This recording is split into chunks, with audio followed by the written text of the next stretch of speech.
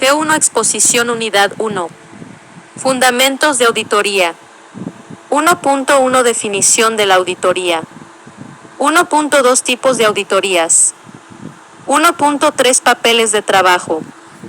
1.4 Estados financieros pro forma. 1.5 Evidencias de auditoría. 1.6 Comprensión del control interno. 1.7 Ética profesional. Definiciones de auditoría. Auditoría es el proceso de evaluación minuciosa de una sociedad u organización con el ánimo de conocer sus características específicas, así como sus fortalezas y debilidades. Auditar implica someter a un proceso de revisión, por un experto profesional suficientemente cualificado, determinado procedimiento, actividad, informe, proceso, entre otros, con intención de obtener un alto grado de garantía de la correcta elaboración o desarrollo de los mismos.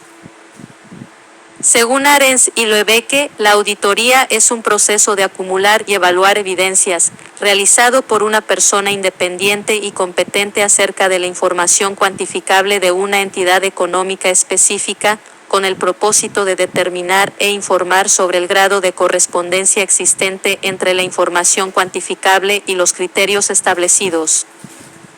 Por lo tanto, la auditoría es más que una herramienta de control que nos sirve para saber de primera mano si en la contabilidad que practicamos se cumplen las normas de contabilidad y si refleja la realidad de la empresa. También va a contribuir a realizar recomendaciones acerca de las medidas adecuadas para corregir o mejorar determinadas actuaciones dentro de la organización, como medidas de control interno, entre otras.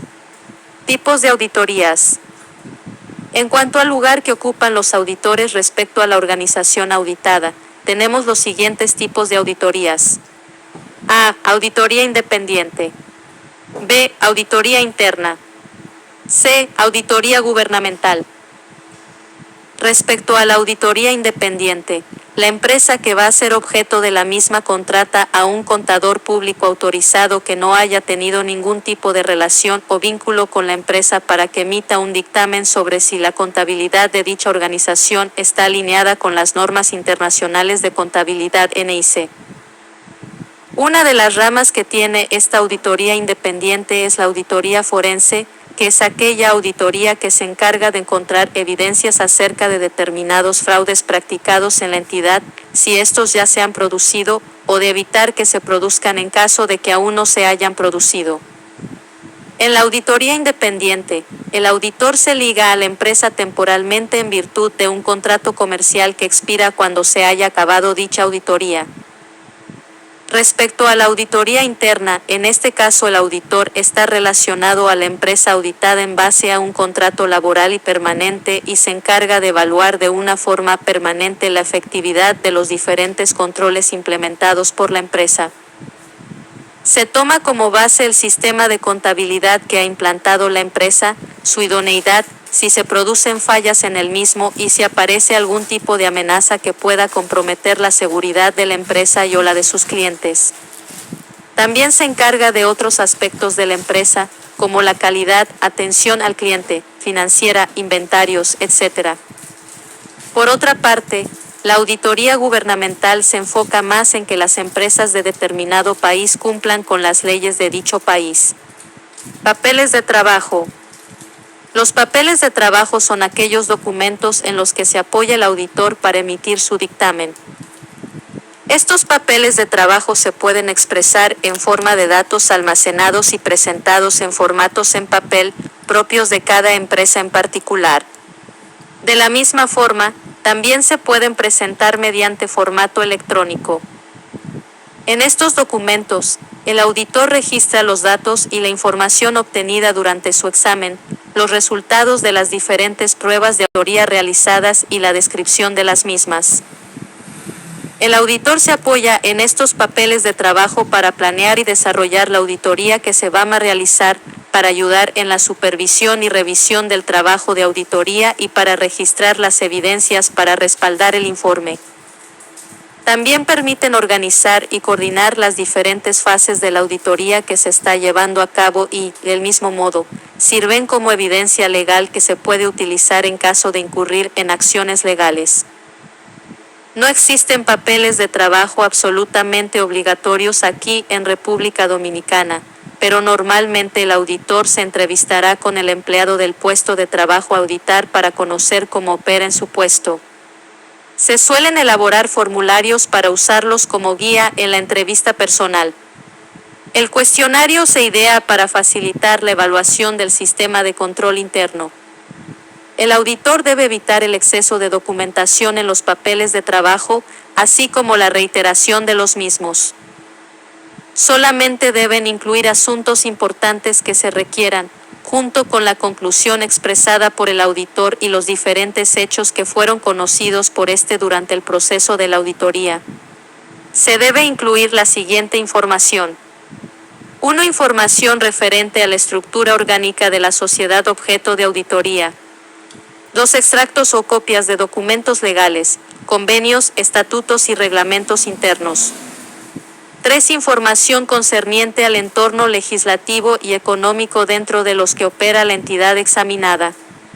4. Evidencias sobre la comprensión de los sistemas de contabilidad y control interno. 5. Evidencias de los riesgos inherentes y de control. 6. Evidencias sobre la evaluación de trabajo de auditores internos y las conclusiones alcanzadas. 7. Evidencias de que los trabajos realizados por los auxiliares de auditoría fueron supervisados y revisados. 8. Cartas de presentación recibidas de la entidad objetos de la auditoría. 9. Copia de los estados financieros y dictámenes anteriores a la presente auditoría. Estados financieros pro forma. Los estados financieros pro forma son aquellos estados financieros diseñados en función de una planificación y proyección a futuro. Son aquellos estados que tratan de predecir cambios en los presupuestos basándose en diferentes factores y teniendo en cuenta tanto el caso más favorable como el menos favorable. Mientras que el estado de resultados pro forma muestra tanto los ingresos esperados, como los costos y gastos esperados para una dimensión proyectada. El estado de situación muestra la planeación financiera esperada. Estos estados financieros pro forma se utilizan para hacer estimaciones, si bien no son demasiado fiables porque concurren numerosas variables que se escapan de nuestro control y a veces se utiliza la subjetividad, ya que se utilizan resultados deseados.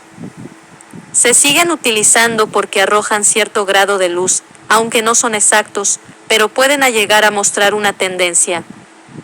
En función a la tendencia, en caso de discrepancia entre lo real y lo proyectado, se van a manejar ciertas explicaciones que aclaren la desviación acontecida. Evidencias de auditoría. Según la norma NEA 500, las evidencias de auditoría son aquellas informaciones utilizadas por auditores para alcanzar las conclusiones en las que basa su opinión. La evidencia de auditoría incluye tanto la información contenida en los registros contables de los que se obtienen los estados financieros, como otras informaciones que ayuden al auditor a formar una conclusión. Según la misma norma, el auditor diseñará y aplicará procedimientos de auditoría que sean adecuados con el fin de obtener evidencias de auditoría suficientes y adecuadas. Las evidencias deben ser lo más fiables posible, ya que se va a sustentar la conclusión del auditor sobre ellas.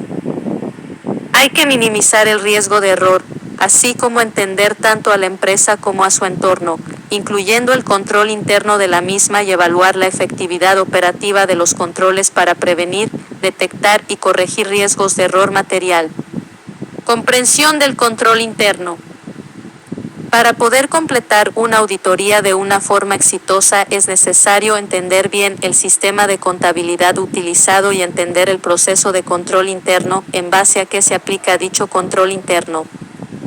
Recordemos que el control interno está diseñado para proporcionar a la empresa un grado de seguridad razonable en sus operaciones. Una vez implantado dicho control interno se debe monitorear y supervisar a fin de comprobar que está dando el resultado previsto. Con ello detectaremos errores o irregularidades no aparecidas cuando se diseñó el sistema. Este monitoreo y supervisión se debe realizar de una forma continuada en el tiempo. Ética profesional. Las actividades relacionadas con la auditoría requieren de profesionales en control que garanticen exactitud e independencia en el trato de las operaciones y de los resultados económicos de la empresa.